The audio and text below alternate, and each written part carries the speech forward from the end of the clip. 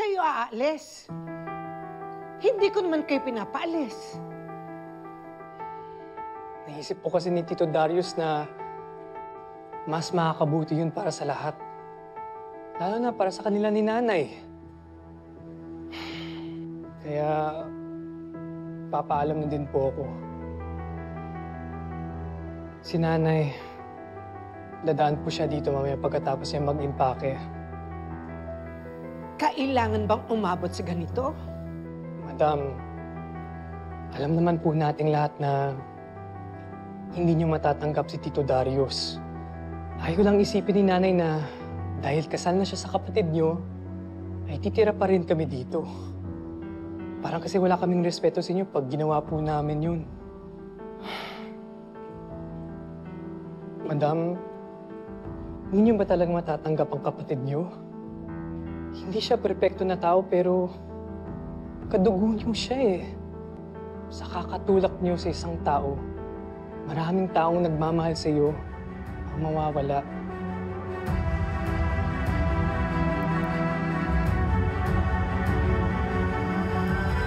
I still cannot accept the fact na hanggang ngayon, sinusundan pa rin kami ng anino ng Rosel na yun. Na pinag-aawayan pa rin namin siya ng Kuya Chris mo. Well, I can't blame you. Kahit naman siguro sa akin mangyari yun kapag nalaman ko na yung boyfriend ko pumunta sa kasal ng pinagseselosan ko. Baka mas matindi pa nga yung magawa ko. And you know what? Dahil sa ginawa na yan ni Chris, mas lalo kong pinagdudahan yung intensyon niya kay Rosel eh. Meron pa kaya siya talagang nararamdaman para doon sa babaeng yun? Hindi kita masasagot dyan, ate. Pero kung totoo man na may feelings pa si Kuya Chris kay Ate Rosel, wala na naman siya magagawa.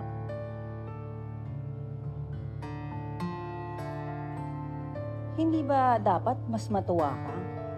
Kasi kasal na si Rosel. Tali na siya sa ibang lalaki. Alam mo, ang iniisip mo dapat ngayon is kung paano patatagin yung relationship niyo ni Kuya Chris. Huwag mo na kasing masyadong inaaway si Kuya. Alam mo, binibigyan mo lang siya ng dahilan para hiwalayan ka niya. Ayaw mo naman siguro mangyari yun, di ba? Kailangan ba talaga natin tong gawin?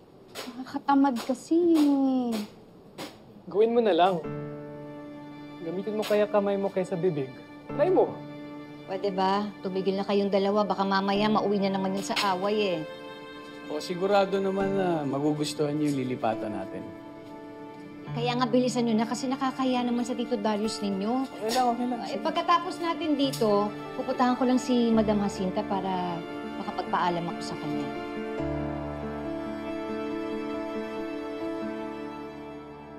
Hindi mo na kailangang magpaalam, Rosel.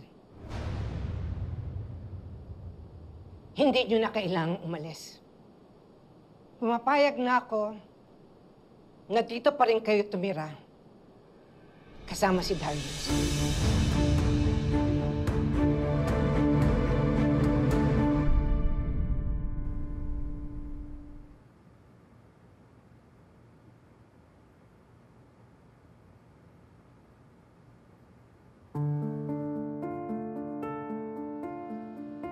It's not what you think.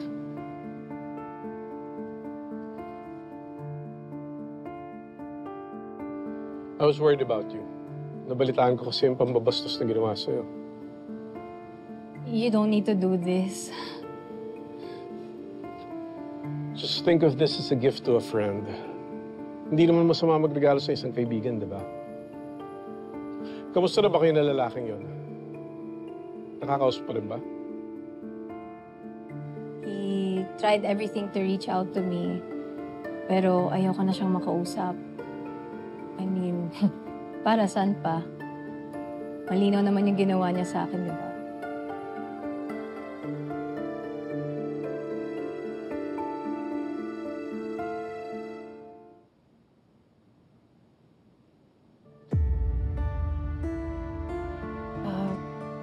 Salamat po dito, ah. Minsan, nahihiya na ako sa'yo, eh. Nagtataka lang ako. Baka na-misinterpret ko yung kabaitan niyo sa akin dati. Pero,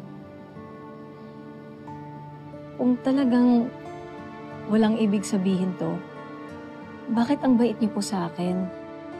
Kagaya ng sinabi ko sa'yo noon, you remind me of someone special and very dear to me.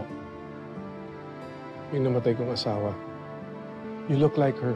Halos kumuha lahat ng angulo niya. Kaya nga nagulat ako nung nakita ko sa pageant. Wala naman ako ibang intention sa'yo. Alam ko naman ang boundaries ko. Lalo na't halos magkasing edad kayo ng anak ko. Kontento na ako maging kaibigan mo.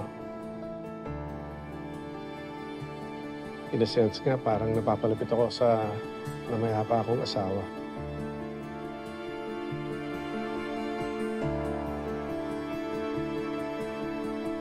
Ate, kung totoo yung sinasabi mo, malaking tulong to para sa aming pagsisimulang pamilya. Hindi porket pinapatira ka dito, okay na tayo, Darius. Na pinapatawad na kita. Hindi yun ang ibig kong sabihin. Ginagawa ko to para kina Rosel. Dahil hindi na iba sa akin si Rosel. Sila ang inaalala ko at hindi ikaw. Pasalamat ka at nakinig ako sa sinabi ni Tyrone. Bibigyan kita ng pagkakataon. Titignan ko kung totoong nagbago ka na. At magagawa ko lang yon kung nasa poder kita. Siguraduhin mo lang na hindi mo sasaktan si Rosel at ang mga bata, lalo pat wala na akong tiwala sa'yo. Ngayon mo patunayan sa akin na tama lang na binigyan pa kita ng isa pang pagkakataon. Ate, makakaasa ka. Maraming salamat po, Madam.